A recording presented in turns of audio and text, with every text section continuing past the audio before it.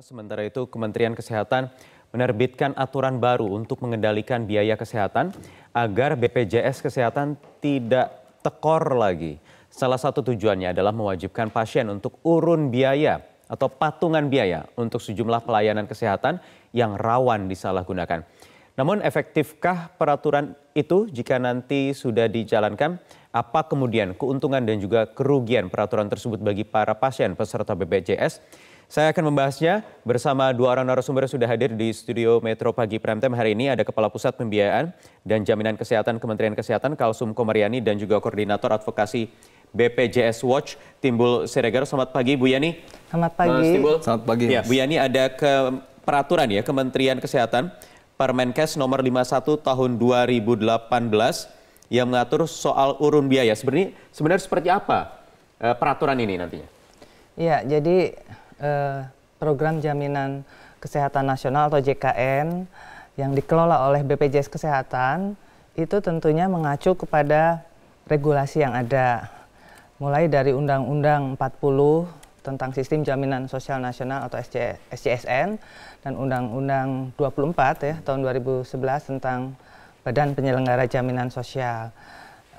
Selain itu juga ada peraturan Presiden yang dahulu adalah Perpres nomor 12 tahun 2013 tentang jaminan kesehatan dan saat ini sudah diperbaiki diganti dengan Perpres nomor 82 tahun 2018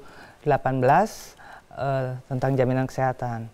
Di dalam Perpres ini memang mengatur tentang urun biaya. Begitu juga di dalam Undang-Undang nomor 40. Di SJSN sendiri? SJSN sudah mengatur. Ya. Jadi memang Perpres ini sifatnya memperbaiki dan juga ada unsur untuk pengendalian biaya dan mutu ya. Dan dari Perpres ini memang perlu diatur lebih lanjut dengan peraturan Menteri Kesehatan yang baru saja terbit di bulan Desember, yaitu Permenkes nomor 51 tahun 2018 tentang pengenaan urun biaya dan selisih biaya. Jadi urun biaya ini nanti bagaimana? Apakah memang ada mekanismenya lagi, klasifikasinya lagi sesuai dengan rawat jalan tertentu atau bagaimana? Betul. Jadi Permenkes 51 ini ada dua kelompok besar sebetulnya. Yang pertama mengatur tentang urun biaya tersebut ya. Di dalam Permenkes ini juga memang masih mengatur tentang tata cara atau mekanisme penetapan jenis pelayanan yang akan dikenakan urun biaya. Juga tentang pelaksanaan urun biaya dan besaran urun biaya. Jadi memang Permenkes ini belum efektif untuk memberlakukan mekanisme urun biaya. Jadi belum diperlakukan ya? Belum. Oke, peraturan menterinya sudah terbit Desember kemarin tetapi belum dilakukan. Ya. Jadi seberapa besar nominal, karena ini langsung saja sebagai konsumen juga, seberapa besar kita konsumen harus mengeluarkan biaya untuk urun patungan biaya dengan BPJS ini? Ya, jadi ada dua macam. Untuk rawat jalan, yaitu sebesar 20.000 per kunjungan untuk di rumah sakit kelas A dan B, dan 10.000 untuk rawat jalan di rumah sakit kelas C dan D dan klinik utama. Ya. Per kedatangan? Per visit. Apapun itu penyakitnya? Ini yang belum diatur, yang jenis pelayanan yang akan dikenakan urun biaya. Jadi masyarakat karena kan ketika memang kita mendaftar sebagai peserta BPJS dengan membayar iuran tiap bulan itu sudah ada klasifikasinya penyakit A, B, C sekian. Artinya apakah yang memang sudah terdaftar atau ada klasifikasi lagi jenis penyakitnya? Jadi selain Permenkes 51 nanti akan diterbitkan keputusan Menteri Kesehatan yang mencantumkan jenis pelayanan apa saja yang akan dikenakan urun biaya. Tentunya ini sangat selektif, tidak serta-merta ketika datang dengan keluhan apapun harus dikenakan biaya, harus bayar sekian, belum tentu? Belum. Jadi kembali lagi dalam undang-undang itu memang dinyatakan untuk pelayanan kesehatan yang berpotensi moral hazard, yang memang ini adalah perilaku atau behavior dari peserta, dikenakan urun biaya. Apa itu misalnya? Kita masih menyusunnya. Jadi nanti dalam Permenkes itu diatur ada usulan-usulan ya dari BPJS, dari Asosiasi Fasilitas Kesehatan, dari organisasi profesi. Nah itu termasuk nanti, BPJS Watch mungkin? Iya bisa. Ya, Mas Timbul mungkin sudah punya bocoran ya kira-kira? Ya, jadi begini, memang Undang-Undang SJSN ya pasal 22 ayat 2 itu mengatakan, mengamanatkan untuk masalah yang berpotensi terjadi penyalahgunaan pelayanan kesehatan itu memang dibolehkan urun biaya. Nah, kalau kita lihat dari penjelasannya, urun biaya yang di sini adalah bagaimana ini yang terkait dengan selera dan perilaku peserta ya, pasien. Nah, ini juga dikaitkan dengan contohnya disebutkan di sini obat-obat suplemen ya. Terus kemudian juga terkait dengan kebutuhan medis dan tindakan yang tidak sesuai dengan kebutuhan medis. Seperti apa itu Mas misalnya? Misalnya gini, ada ibu datang, saya mau melahirkan. Kata dokter, ya udah cukup dengan pesanan biasa. Enggak, mau operasi sesar. Kan ini nggak sesuai dengan diagnosa medis. Tapi dia mau nih perilakunya mau di operasi sesar. Itu yang dimungkinkan. Itu dimungkinkan. Nah, itu dengan urun biaya. Yang tadi disebutkan nilainya disebutkan 10% dari total inasi bijisnya. Misalnya operasi sesar 10 perak.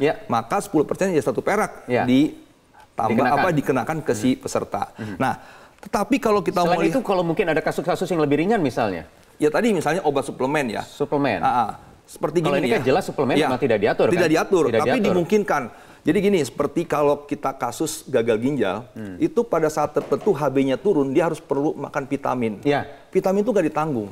Nah, ini yang perlu suplemen maksudnya itu. Nah, ini yang nanti akan diberikan tapi dibayar oleh si peserta. Ini kan yang kalau namanya, sesuai dengan amanat Undang-Undang SJSN, seperti itu hal-hal seperti itu yang diatur. Jadi mau saya katakan gini, sebenarnya ada ya, ada pergeseran ya. Pasal 22 ayat 2 di penjelasannya mengatakan urun biaya harus menjadi bagian untuk pengendalian, terutama untuk upaya pengendalian dalam penerimaan pelayanan kesehatan, menerima pelayanan kesehatan.